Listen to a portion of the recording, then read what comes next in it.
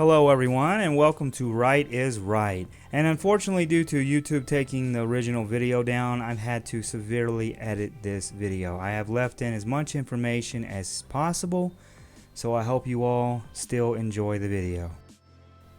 In today's video, I don't want to only talk about what happened with the shooting of Michael Reinl, but I'd also like to talk about the situation as a whole.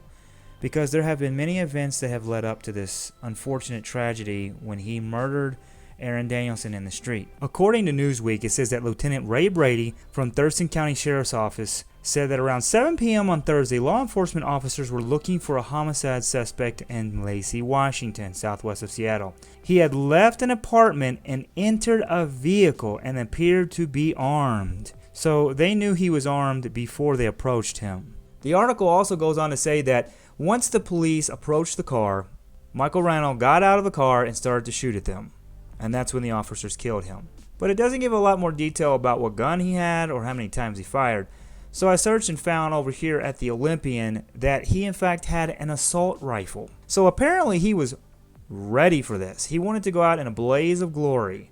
And a couple of guys that said that they were working on cars nearby saw that there was an SUV, an unmarked SUV, that had been parked for quite a while. They were waiting for him. They knew where he was. So they were waiting for him to come out of the apartment complex. Once he did, that's when they approached him. And he fired 40 or 50 shots at the police before they returned fire, killing him.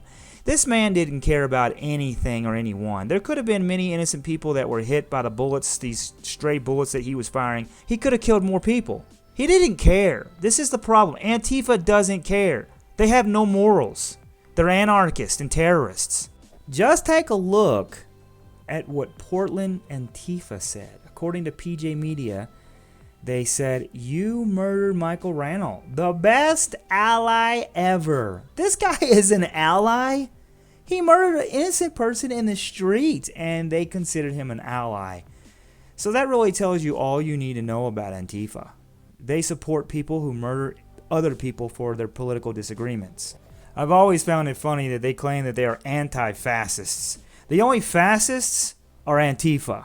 Now let's take a look at the interview that he did with Vice News and where he basically admits to killing Aaron Danielson. I had no choice. I mean, I had a choice. I could have sat there and watched them kill a friend of mine of color. But I wasn't going to do that. You know, that was the straw that broke the camel's back. My name is Michael Forrest Reinl, born and raised Portland, Oregon, 48 years old. You know, lots of lawyers suggest that I shouldn't even be saying anything, but I feel it's important that the world at least gets a little bit of what's really going on because there's been a lot of propaganda put out there. What I will say is that I felt that my life and other people around me's lives were in danger.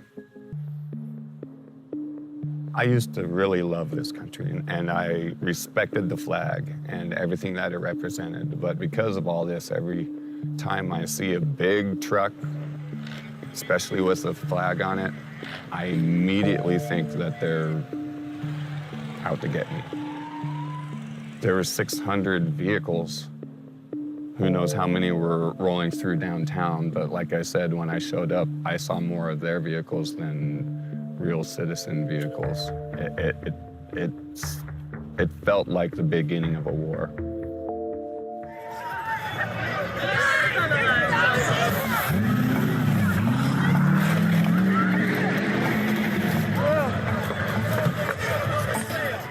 It was a free-for-all, and the police were letting it happen.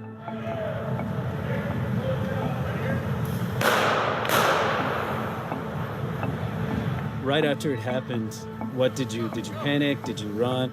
Well, honestly, you know, those are a bit of details I probably don't want to get into other than just simply saying that, you know, I realized what had happened. Totally justified. Had I not acted, I am confident that my friend and I'm sure I would have been killed because I wasn't going to stand there and let something happen. What they've done is they're trying to make it look like we're all terrorists, and they're trying to make me look like a murderer.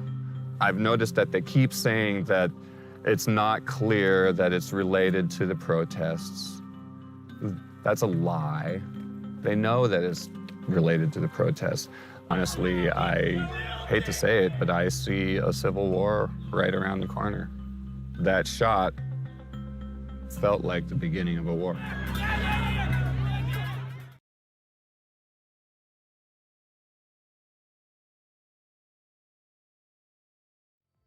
Now, did you all catch that?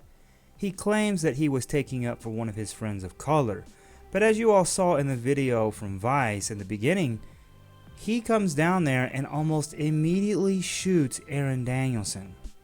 There was no major argument. That was just an excuse to shoot someone that he had a political disagreement with.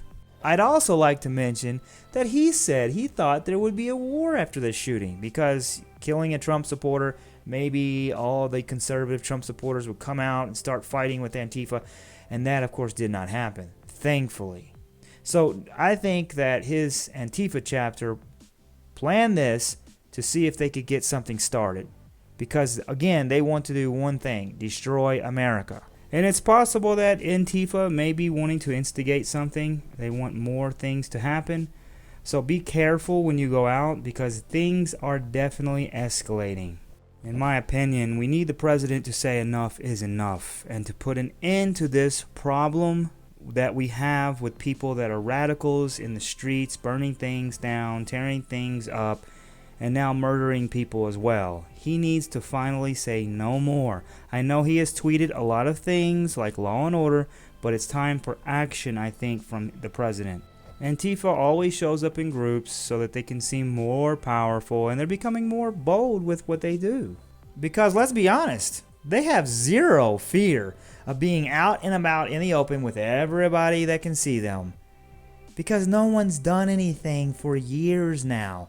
Their confidence has grown tremendously.